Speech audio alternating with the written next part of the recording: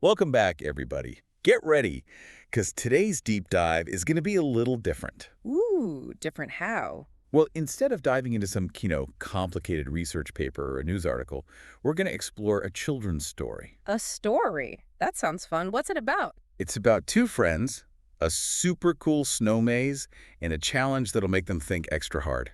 Ready to hear about Susie the squirrel and Henry the hedgehog? I am definitely ready. Their names already sound like they belong in a winter adventure. Right.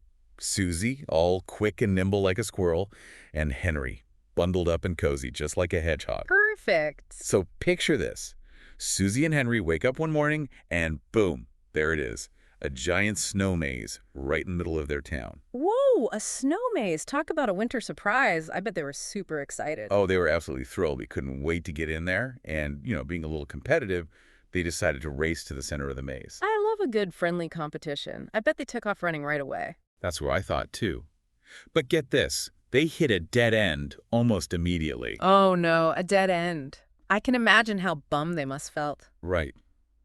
But Susie and Henry, they're smart cookies. They knew they needed a new plan. So what did they do? Susie, being the amazing climber she is, scrambled up this tall snowdrift to get a better look at the whole maze. Clever. A bird's eye view, so to speak. Exactly.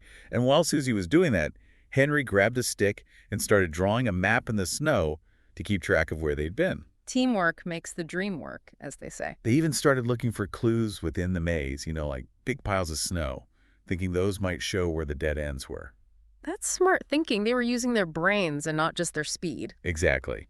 So with their new plan, they decided to try the left path first. Did it lead them to the center? Nope, another dead end. Oh, bummer.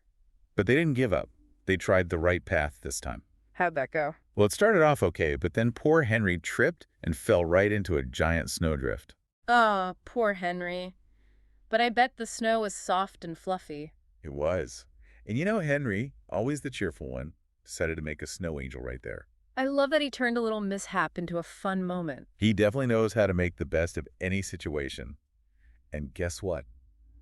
After all that, they finally made it to the center of the maze. Hooray! They did it. They must have felt so proud of themselves. They did.